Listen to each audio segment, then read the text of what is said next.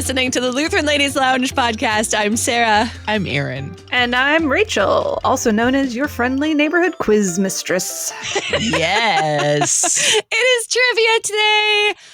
Oh, I love trivia episodes. These are so fun. We are banned from our laptops for these episodes. No Googling. No phones. No Googling. No phones, no Googlings. You are on your own. And if you're listening at home, I challenge you to follow the same rules. No Googling. No devices. So today, Rachel, what are you stumping us on? Well, so this was actually, I think, your idea, Sarah. You asked because you're a total nerd, and I love you for that. You asked for a trivia challenge on something related to the history of Lutheranism in America. Yes. And so we decided to go with it. Although I think I'm adjusting this slightly to the history of Lutherans in America. Yeah. Somehow that feels like more about people and less about ideas. I love it. Yeah. And so I started my research last night at bedtime because I live a full, rich life. How cool. But I start by asking my husband, do you know any great moments in the history of, Lutherans in America? He just started and kept going, unleashed a flood of memories. And all of these were from Dr. Rest's class at Concordia Theological Seminary, Fort Wayne, almost 2 decades ago, I think. Yeah. I don't know. I'm losing track of years. So I would like to say kudos to Dr. Rest because I really hope that my subject matter sticks in my students' brains as well as your subject matter stuck in my husband's brain. Stories just that Dr. Rest is writing a book. He is. On the history of the LCMS or something like that. Yeah. I would read that. We did a 3-part series with him. I think it was a year ago-ish, maybe. I'm losing track of time. On the coffee hour on the history of the LCMS. And it was excellent. So yes, I believe this is all accurate. If I had been a really good person and had time, I would have done a lot more reading into Dr. Rest's written corpus, but I didn't. So I got the next best thing, stories from my husband. Yes. A lot of stories that made me go, wait, what? I never heard about that. That can't be true. And then I looked them up and they're true. So yes, you did something. He's like, he's watching me like Google these names on my phone, and he's like, "Don't you trust me?" I'm like, well, I do now. Verify. Yeah, trust but verify, and I verified. So, since all of this stuff is too good to let the seminary trained pastors have it all to themselves, I'm pleased to present to you our trivia challenge for today: Great Moments in the History of Lutherans in America, Part 1. And I say this because I only managed to get up to the mid part of the 19th century before I decided it was long enough. And hopefully we'll be able to tackle more recent decades and centuries in a future episode. I really hope this doesn't turn into like Mel Burke's History of the World Part 1, where there never was a Part 2. But wow. We'll rebel. I promise you, listeners, there will be a Part 2. There will be a We'll make it happen. We'll make it happen. Write it on the future notes for next year or something. Yeah. That long list of episode ideas. Yeah. So, but Part 1 is today. You don't have to wait anymore for that. So we'll go right into question 1, which is sort of almost a question like 0. I don't know. Question 0. No, question 1. Lutherans were a part of American history? Yes. So throughout much of American history, somehow, it's not a question, it's an intro to the question. Lutherans have somehow flown under the radar, leading many of our fellow Christians, be they evangelical, mainline Protestant, Catholic, to believe that we probably don't actually exist and never have. It's a problem. So here is my exhibit A for this. My daughter's history book that was actually, it's an older edition. It's a homeschool curriculum text from Abeka, which is a evangelical publisher. And this title is The United States History in Christian Perspective. So you would expect Lutherans to maybe show up because the Methodists and the Presbyterians and even the Catholics are not in maybe a favorable light, show up all the time. Certainly Baptists do. So we have been reading this book eagerly, expecting to encounter a mention of Lutherans. So your first question is, on what page of this textbook, we're about 3/4 of the way through, did we encounter the first and so far only mention of the keyword Lutheran? How many pages is it? What's our total number that we're working total with? Total pages, you are working with a total of 723 pages. Okay. So we'll play this Price is Right rules. No, actually, we'll just go closest to it. Okay. I was going to say closest without going over, but that's not fair. 550. I feel like I'm on the Price is Right. Mm-hmm. I'm going to say 467. Okay, you guys are both pretty close. Split the difference. Page 525. Hey! We found the following sentence. 3 radio preachers whose ministries were hallmarks of the first half of the 20th century were Charles E. Fuller of the old-fashioned Revival Hour from Long Beach, California, W.A. Meyer of the Lutheran Hour, and Dr. M.R. DeHaan of the Grand Rapids Radio Bible Class. KFUO made it into that history book. I'm pretty proud about that. I know. It's like, that's the only mention. And we've been watching for him, too. Like, Lutherans don't exist, except maybe Walter A. Meyer. I mean, it was a big deal. Maybe they'll make an appearance with Martin Luther King. We'll see. We'll see. We're right now in the Great Depression, so. Yeah, exactly. You're not there yet. But yeah. But given how few people in the world today seem to realize that Martin Luther King had a namesake or was a namesake, I never can keep those straight. Anyway, all this to say is that it's time to sort of fill in the gaps, correct these errors in knowledge about our history. Because whether we fly under the radar or not, and we are a very unassuming people, generally speaking, Lutherans have been part of American history since the very earliest days of discovery. Think back to all those explorers and expeditions: Christopher Columbus, Sir Walter Raleigh, Henry Hudson, Juan Ponce de Leon. There's so many European voyages of exploration that opened up North America to European immigrants. So I'm going to just ask, which countries' American naval expeditions actually included a Lutheran chaplain? It wasn't Christopher Columbus. Denmark? Are we going for countries here? Yeah, country. That's easier. Denmark? A Lutheran chaplain for the expedition. I'm going to go with... trying to think of where Lutheranism was, where it had spread to by the 1600s. It wasn't super popular everywhere. That's true. I'll save you the trouble, Erin. Somehow Sarah got this one spot on immediately. It was Denmark. Brilliant. It's because I knew there's Lutheran Danes that go way back. That's from my hymnary research. That's why. So Jens Munk was one of the early explorers looking for that Northwest Passage through the Hudson Bay. And he took with him a Lutheran chaplain. Hey. It says here in, Canadian Geographic has an article on this. Oh, I love Canada. On the day the expedition was to depart, a worship service was held in Christian IV's newly built church, the Holmenskirke in Copenhagen, to bless the 63-member crew, Captain Munk, and their families. There were some colorful, even odd characters amongst the crew, including chaplain Rasmus Jensen, described as a, quote, sorry figure, unwashed, with a week's growth of stubble on his chin, running eyes, and a wheezing voice. Wow! The chaplain was on board to care for the crew, but was also likely part of the king's plan to establish a settlement in newly discovered lands. One of the perhaps unintended legacies of the Munk expedition, Rasmus Jensen became the first Lutheran pastor to set foot on Canadian soil, and the first of any faith to hold a worship service in Western Canada. Huh. Wow.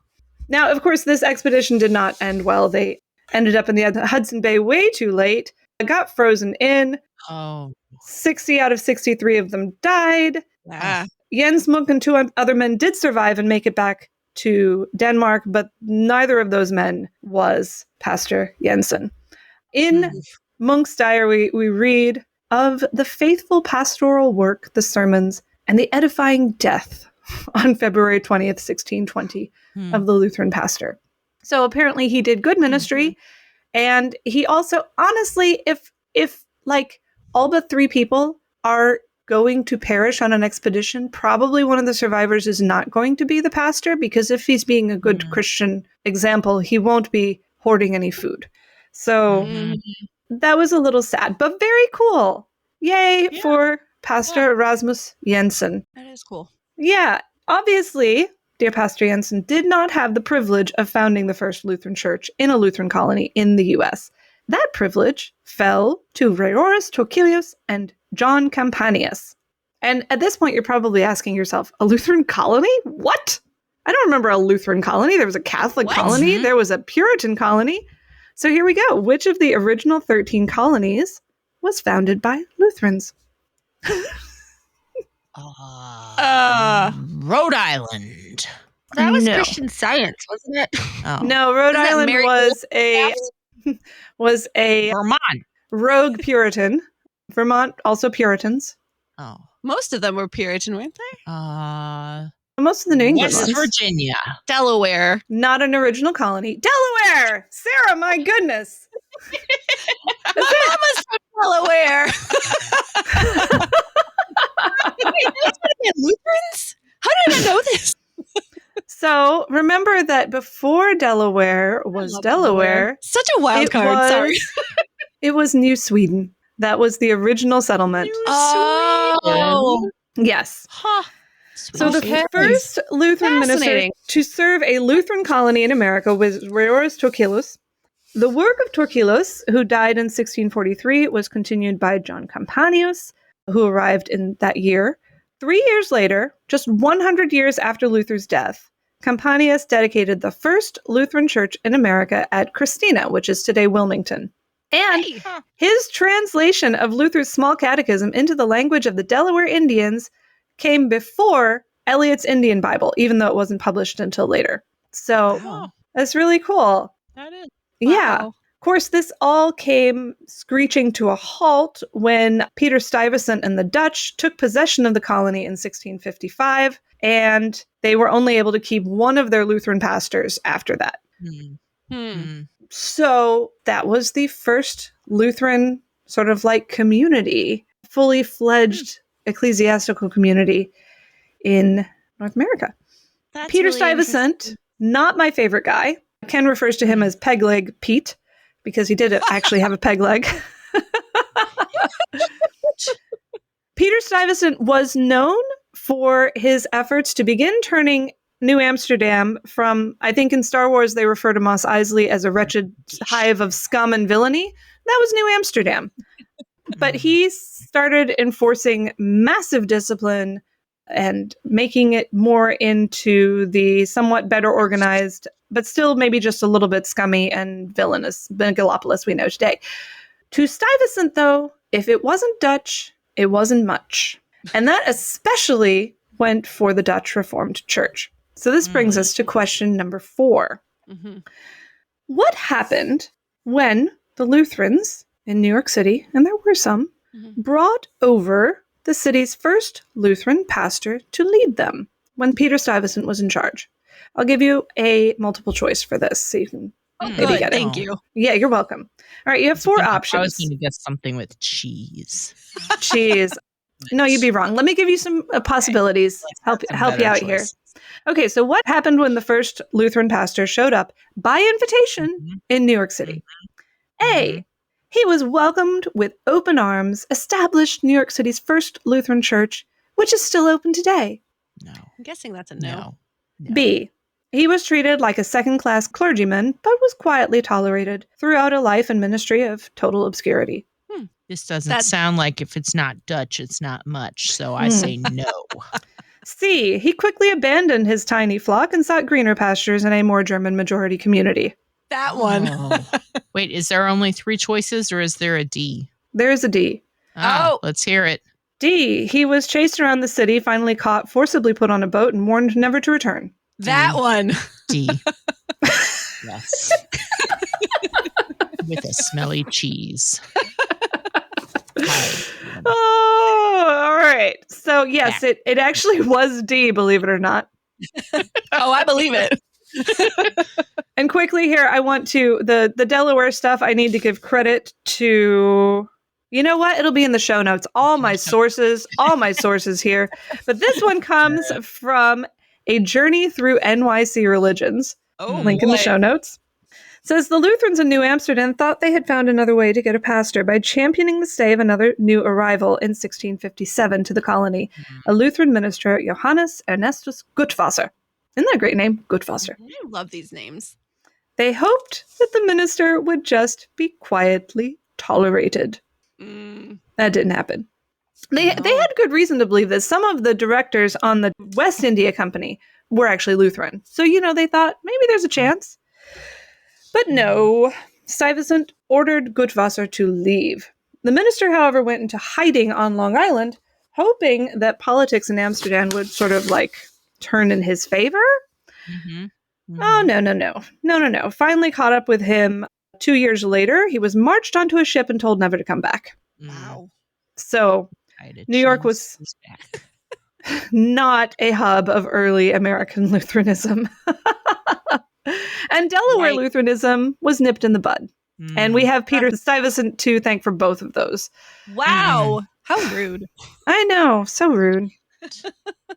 So if New York and Delaware were both no-goes, where then did the first American Lutheran Synod finally form? Pennsylvania. Ohio. Oh, yeah, you're probably right. Sarah's Have right. you been talking to Dr. Rast or something, Sarah? I've listened to his, I was in those podcasts.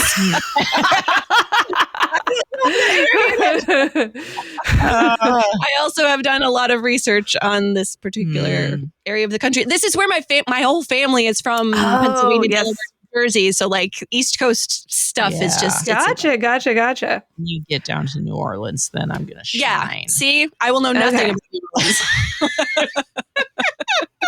All right, I will jerry rig a New Orleans question into this quiz just for you, Erin. I will and Sarah, when it's time for that, you have to button up your lip. Give her a turn. Okay, Sarah, smarty pants. Who formed the first American Lutheran Synod? Henry Muhlenberg. Henry Melchior Muhlenberg. No relation to the Melchior that one of us played in our Epiphany road trip episode. Yes, so Henry Melchior Muhlenberg, I'm using his middle name to distinguish him from another character who shows up later. Ooh. He arrived in Philadelphia in 1742 and immediately began gathering scattered people together in congregations and began very soon to function essentially as a bishop, helping settle disputes between pastors and congregations and differences between them. Eventually, he was in charge of 80 congregations, serving churches in Pennsylvania, New York, and New Jersey. It says here his most significant accomplishment was the creation of the synodical form of church polity in 1748, the German Evangelical Lutheran Ministerium of Pennsylvania and adjacent states. Those names. I know. Adjacent states, Missouri, Ohio, and other states. Yep. How the naming went. Well, we were talking about this off mic earlier. Clarity trumps catchiness. You gotta be clear. Gotta be clear. It's true. So yes, in Pennsylvania, we see the first organized group of Lutheran churches in America. And that is a big thing because we as Lutherans, we like to be organized. It's sort of very much do. One of our things. Mm-hmm. As part of these ministerial/missionary efforts, dear Henry Melchior engaged in a now famous, but not that famous, struggle against Count Nicholas von Zinzendorf. Yes! He's a Lutheran-born Moravian trying to form a pan-German Protestant church in Pennsylvania. Mm-hmm. So here we have, in this showdown, which one of these two, Muhlenberg or von Zinzendorf, I guess it should be Zinzendorf, Muhlenberg or Zinzendorf, represented the pietist point of view? I say Zinzendorf. I also say Zinzendorf. Sarah likes Muhlenberg, so she wouldn't like a pietist. I feel like this showed up in... Zinzendorf has showed up before. Zinzendorf is in our hymnal. How could he be a pietist if he's in our hymnal? Well, there's other pietists in the hymnal. Bite your tongue. They've been altered. This is so fun. Who is it? Both. They were both pietists. They're both pietists. It was a big deal back then. It was. That's true. I'll be honest, I still don't really know what pietists are. Oh, I've got a quote from Dr. Ress later in this episode coming your way. Hey. Good. But this was, yes, Zinzendorf was absolutely a pietist. Mm-hmm. But according to Living Lutheran, Muhlenberg also an ardent pietist who insisted on a personal conversion experience, faithful Christian living, diligent study of the scriptures, and the regular use of the two sacraments. Muhlenberg, this is later on in the article, Muhlenberg defended himself as a loyal adherent to the Book of Concord, and yet he remarked that, quote, Orthodox preachers often tried to adhere to the unaltered Augsburg Confession with unaltered hearts. Wow. Oh, burn. Wow. Sick burn. Sick burn. Yes. So, yes, the big things in the 18th century, Erin, pietism, which was heart religion, Orthodox Lutheranism, which was accused of being all head, and then, of course, the rationalists, who were basically no religion at all, but somehow still were ordained. I don't get it. Yep. Okay. Yep. Mm-hmm. So in that mix, yes, both of these fellows were pietists. They were not arguing about that. It's true. Mm-hmm. It was in the Trust Hymns podcast. He wrote, Zinzendorf wrote, Jesus Lead Thou On. It's a great hymn. It is a great hymn. Even a stopped clock hits the right time twice a day. And Jesus, Thy Blood and Righteousness, which is in the justification section. That was a solid one. I know, right?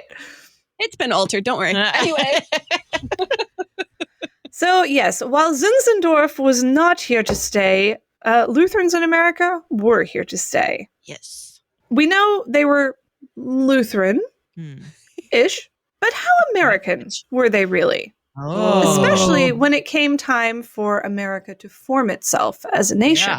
Yeah. Ooh, good question. So here's your question. True or false, or we might say in this case, patriot or Tory? Oh, dear. True or false, Lutheran pastors were generally in favor of the American Revolution. I say false. Oh, dear. We're wrong. You're both wrong. Ha ha! Finally, some good stumpers. Now, I can't speak for everyone, but for the most part, patriot. There are some notable examples. And you know, there's a reason for this, thanks to our Two Kingdoms theology, buoyed up by Luther's tract, Can Soldiers Too Be Saved? Spoiler alert, yes. Lutherans have really never been pacifists or had moral qualms about serving honorably in a just war situation. And fair. my proof positive of this is Henry Melchior Muhlenberg's son, Henry Peter Muhlenberg. Missed opportunity. Could have been Right. Belshazzar. Casper. Man. So this is from the Christian History Institute. So Peter was trained as a Lutheran pastor and went to Virginia to work with a settlement of German Lutherans. He was also, at the same time, and this is kind of weird but understandable, ordained in the Anglican Church because Virginia was an Anglican-only state, and in order to actually perform marriages and baptize and like collect tithes to live on, he could only do that as an Anglican. So it's kind of a weird, squiffy situation there. Yeah. Okay, that's where the ish comes in. Yeah.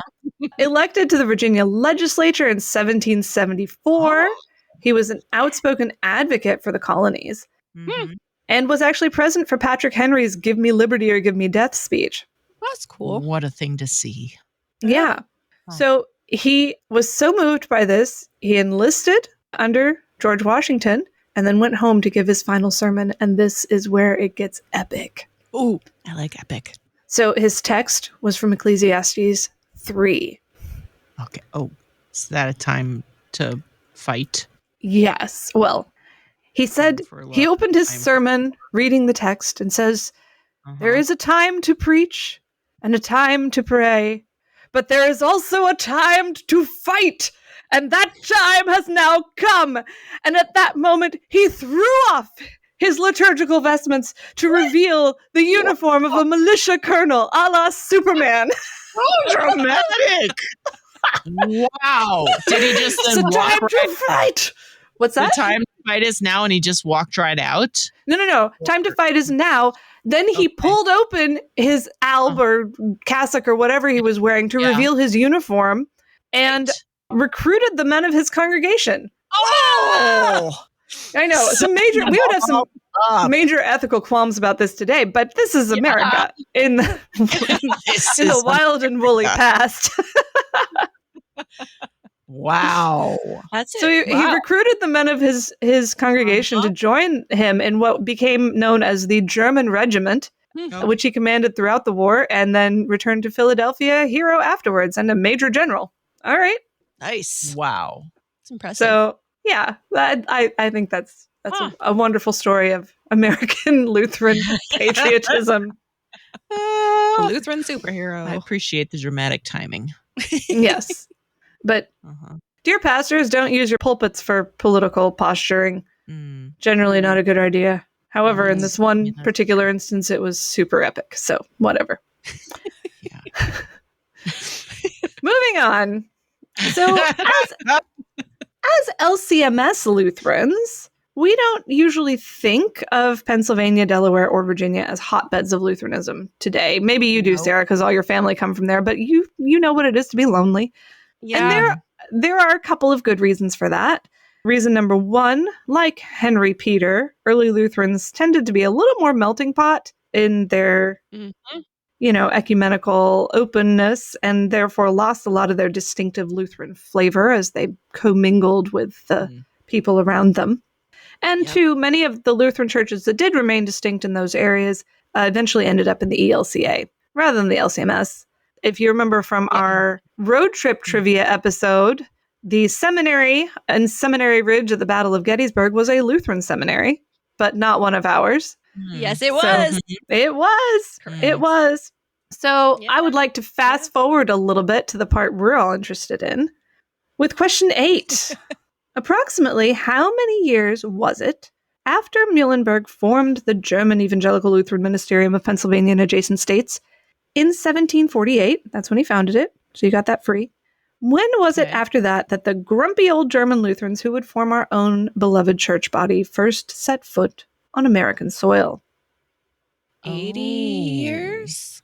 This is the maths question. So 1748. It's the 1830s, right?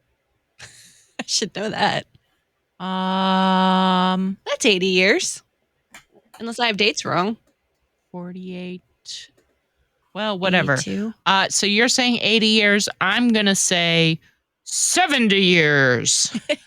Got to say 90 years. 90 years.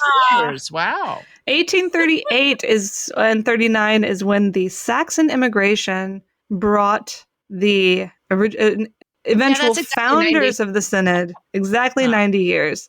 So we were a little late to the party. A little late to the party. That's okay. Yeah. We made it eventually. So, question 9. How many confessional Lutherans does it take to change a light bulb? Ugh, all of them? No, they don't change things, Sarah. They don't change. Erin, you got it. Change. Lutherans don't change unless there's a Prussian Union happening, and then we'll sell everything, charter passes on ships, and start life over camping in the wilderness of southeast Missouri. Yes. Yep. So that leads me to my next question. What on earth is a Prussian Union? It's complicated. Is this an essay question? Do you want us to answer that? Yeah, sure. I can if you want me to. The Reformed churches and the Lutheran churches in Germany were told to get together by the government people, and the confessional Lutherans were like, heck no, we're getting out of here because we don't want to. It was something to do with the sacraments, like real presence. Maybe I can't fully explain it. That was the vibe. Yes. So we've already talked about how the Pietists and the Rationalists made life really hard for Orthodox Lutherans. Because the Rationalists were saying, well, your beliefs don't make sense. And the Pietists were saying, and you don't feel strongly enough about them. So to be an ordinary run-of-the-mill confessional Lutheran was hard enough already. And especially because there was no freedom of religion in Germany. Mm-hmm. There was state religion, and others were tolerated, sort of.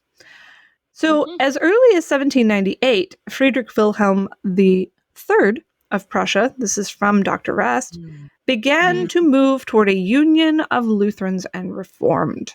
And then in 1817, he pronounced that there would be only one evangelical Christian congregation at his court, no more separate gatherings. And in 1830, he issued the ultimatum that the name evangelical would replace the names Lutheran and Reformed, and in 1834 mandated the use of a common worship service for all of Prussia. Yeah. Wow. Complicated. Yeah. It's just, as Americans who are used to freedom of religion, this does not compute. Yes. And if we found ourselves in a place like this, we as Lutherans would either go underground or we would go overseas. And that's exactly what they did. Now, it is worth saying that the Saxon immigration, those Lutherans were not technically within the borders of Prussia, but they definitely were right there. And like a lot of these same pressures. Because you know what happens in the biggest, strongest nation in the neighborhood trickles down to everyone. Pretty good. Maybe we'll try that here too. Yep. Yeah, exactly. So with this government pressure to abandon their core beliefs and Lutheran distinctives, this group of Lutherans decided to leave Germany, which wasn't actually yet even Germany, and come to the United States in 1838, 1839. So who led this fearless group of steadfast Lutherans? And yes, I know this is an easy question. Stephens, right? This was Stephens. Yes, this was Martin Stephan. And he was forceful. He was charismatic. He had a vision. He was a visionary. Yes. Which is kind of important if you're leading a group of people across an ocean to a new land that nobody's been to before. Totally is. And Sarah, button your lip. Erin, where did they land? They landed in Perry County. No, before that. Before that, where did they first land? Where did their ships start taking them? I promised a New Orleans question and I shoehorned it in right there. You got it. Okay. So yes, they did. They landed in New Orleans. Here's a more depressing question. What fraction of those Lutherans who started out on these voyages made it to New Orleans? 37%. A third and 37%. Those are very close numbers, and they're both thankfully wrong. Oh my goodness. Two-thirds. 6 out of 7 made it. Oh, good. That's a lot. Made it to land. a lot. So 707 people had enrolled their names to emigrate with the Auswanderungsgesellschaft. They had 5 sailing vessels chartered out of Bremen, and these were the Copernicus, Johann Georg, Republic, Olbers, and Amalia. And unfortunately, the Amalia, which was the last and smallest, was lost at sea. Yeah. And so total, the 602 people on the remaining 4 ships did land in New Orleans, and we give thanks for that. And I've got to say that the loss of the Amalia, even though it's sort of a footnote in a lot of stories about this time, for me feels like one of the great forgotten tragedies in American Lutheranism.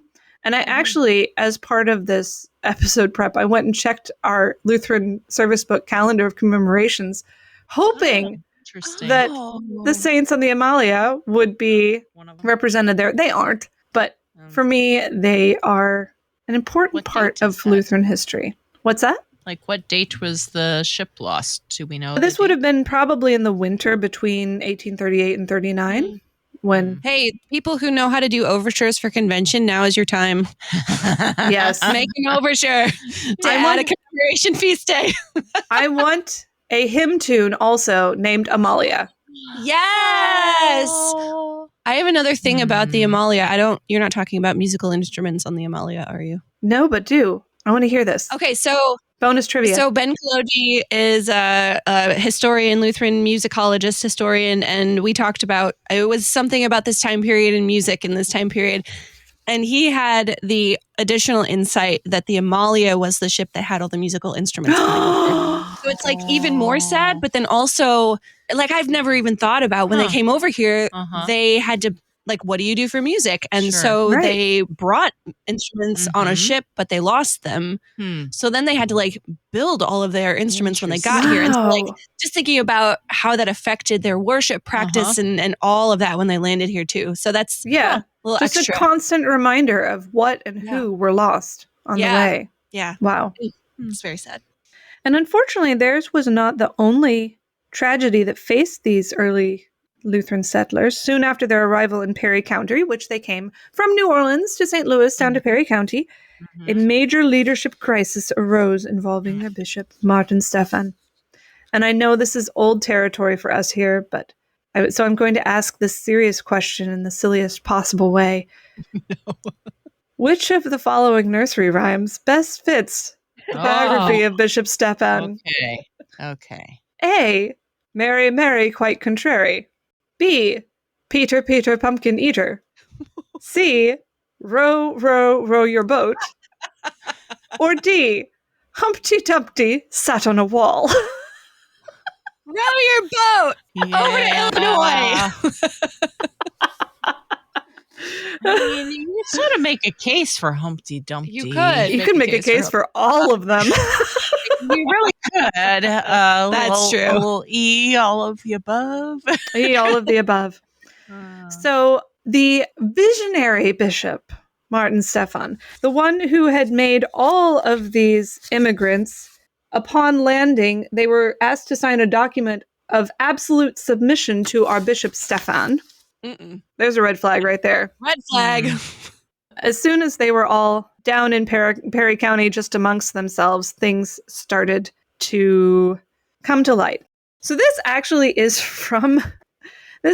from the Wikipedia article. So this is not exactly secret knowledge. No. On the Saxon immigration. It says, Stephan's craving for power and his extreme hierarchical views had caused him to miscalculate how far he could go before reaching the breaking point. With his voluptuous living and dictatorial conduct, Stephan was not only became brusque and capricious in his handling of people, but he was also accused of sexual misconduct and of mismanaging group funds to satisfy his expensive tastes. That's very well written for a Wikipedia article. I'm guessing one of our scholars had a hand in that. So I'll summarize the story from here. C.F.W. Walther came down from St. Louis to sort of investigate this, and they wanted to follow the Matthew dictates for how to deal with stuff like this and keep it just within a small group at first until they figured out what was going on. And so he attempted to let a ministerial candidate in on the secret by talking in Latin and at night. Unfortunately, a physician in a nearby room who also spoke Latin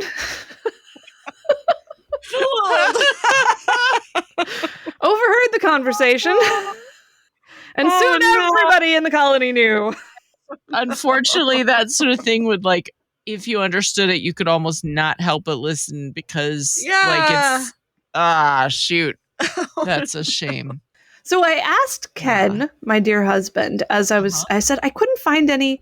I know that his adulteries were with more than one woman. I said, about how many women were involved in this? And he goes, you mean how many came forward? I said, yeah. He says, unknown, because the confessional seal means that we won't ever get they had a rough idea that there had been some malfeasance there, but to preserve the consciences of those women, the details were not. So that's what Ken said. I don't know. Maybe in another source there's more information, but it was bad stuff. It was stuff that should get a person defrocked, and in this case, deposed and exiled, because narcissism, embezzlement, and adultery at most foul are not things that you can keep going with as a pastor. We don't have a place in that. And they agreed. So the next day, after they voted to depose Stephan, he was placed in a boat, rowed across the Mississippi River to Illinois, and permanent exile. Yep.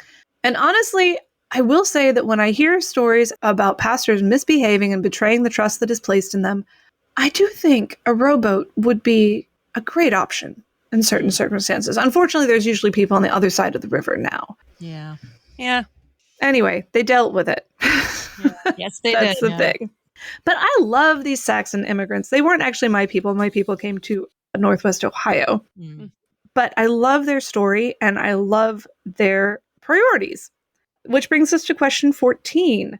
What was the highest priority of the Saxon immigrants, aside from, of course, the Lord? Was it A, food, B, shelter, or C, theological education? That one! Who needs to eat when you actually need to teach people? Oh, this is one of my favorite parts of the whole story. Again, this is from Wikipedia. Where did they get this? I don't know. They suffered from poverty. More than half of the colonists were forced to camp in tents, booths, or crude cabins. Their belongings exposed to the weather spoiled. They were plagued by malaria and scarcity of food. They survived mainly on rice and bacon. Bacon. I know. I thought the same thing. I'm like, I like rice, I like bacon, but maybe not for like all the time. Yeah, that's true. Yeah. Quoting again, these first years were extremely difficult for the colony as the men were mostly students and professional men unaccustomed to farming and disease. Yup. So, of course, what did they do? In 1839, they built a log cabin college under Walther's leadership. And they may not have had roofs over their head or anything but rice and bacon in their pots, but their classes in 1839 included 6 languages, math, physics, history, geography, philosophy, religion, music, and drawing. Oh, I love it. Wow. It's ridiculous, but it's also beautiful. Like, Uh-huh. I think if I'd been in that situation, I would definitely have planted crops. I probably would have built a proper house, but I would have been very, very happy that we wasted no time in worship and education. Mm-hmm. Yep. Okay, we are nearly there. I said we'd get to about 1850, and we nearly got there. We will end with the question that will set the course for the next installment of this series whenever it finally airs. And this is a 5-part lightning round. That's cheating. That's not a last question. That's the final 5 questions. 5. Okay, go ahead. Okay, lightning round. I'm ready. Okay. In what year did the LCMS form? 1847. 47. Yes. How many churches were originally part of it? 12. No, 14. 10. 14. Aaron got it. Who was its first president? Walter. Walther. What was its original name? Oh, that's The too long. Evangelical Synod of Missouri, Ohio, and other states. Auf Deutsch, bitte. The Evangelisch-Lutherische. Die Deutsche Evangelisch-Lutherische Synode von Missouri, Ohio und anderen Staaten. Wow. Andern Staaten. That's my favorite. Anderen Staaten. How many of the founding churches are still active members today? 12. 12. 12. Yes. 12. Yes. Hey, you made it. Okay. Yeah. We made it. That Yes. was a true lightning round. On April 26th, 1847, representatives from 14 Lutheran congregations gathered in Chicago to sign the Constitution of the German Evangelical Lutheran Synod of Missouri, Ohio, and other states. And of the 14 congregations that chartered it, 12 remain active congregations in the LCMS. And that is from the Lutheran Witness. Again, if you like this stuff, links in the show notes. Enjoy, because there are a lot. And I'm so grateful. I'm grateful. I had thought, reading this history book that is supposedly from a Christian perspective, that Lutherans just didn't exist or played a teeny tiny minor marginal role or just were sort of subsumed within larger Christian communities. But the truth is, no. We've been part of the story since the beginning. Mm-hmm. It's not often a big, flashy, high-profile, powerful part, but it's there. You know, these faithful Lutherans quietly living their lives, being solid citizens, fighting wars when they need to fight wars, making peace when they need to make peace. You know, it's a wonderful legacy to be part of, Lutherans in America. And I'm really glad that I know more about these people now. And so do you. Yes. Yeah. Yeah. And even after the synod starts, like, there's a lot more that happens in our history. With That's why there's- we have part 2. yeah. Maybe part 3. Oh, wow. There's some interesting stuff. Yeah. That would be fun. Oh, well, thank you. And you guys win. I don't know what your score is, but we're all winners here today. Sarah won. I don't know. You Sarah got most of had those some lightning ones. uncanny good questions or good answers to early questions. Ah, Hey, studying history of our hymnody gives you a lot of answers about it does. It where we does. came from. Yes. That's true. That's true. And there's a town named after my ancestors in Pennsylvania, so I do know that history quite well. Wow. That's so cool. They came over in the mid 1700s, so they were That's reformed. really though. They cool. weren't like- Oh, well, That's cool. Yeah, look. still cool. But it's still cool. Anyway, So cool for you. cool Less for cool me. for me. fair. That's a fair point. Ladies, how did you do? We want to know. And we also want to know if there's other things you're curious about learning in our Lutheran history, because we can probably make that happen. We'll do your research for you. Yeah, You or can- if you knew about some things, if you, like my husband, are brimming full of wonderful, I never knew that, stories about Lutherans in Right. history, share them with us because I want to know those stories. Yes, She'll quiz us about them. it's true. Probably. Yep. Comment on this episode in the Lutheran Ladies Lounge, or just like make your own post if you've got a really long story. Go for it. Erin might approve it. In the Lutheran Ladies Lounge Facebook group, or on our Instagram page at the Lutheran Ladies Lounge. We'd love to hear your feedback. You can also find all of our episodes at kfuo.org/Lutheran Ladies Lounge, or on your favorite podcasting app, or on the KFUO radio app. You're listening to the Lutheran Ladies Lounge podcast. I'm Sarah. I'm Erin Melchior Alter. And I'm really proud of you too. You did great.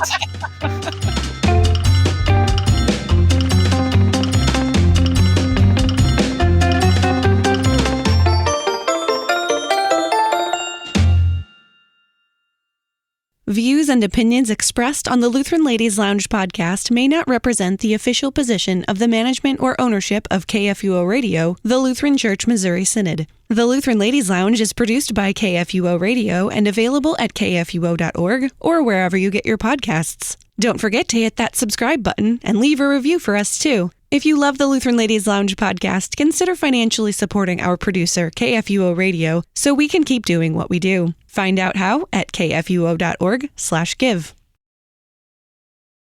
Lutherans have somehow flown under the radio.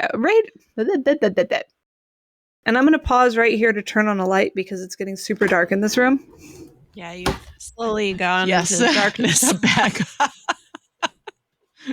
Descent into darkness.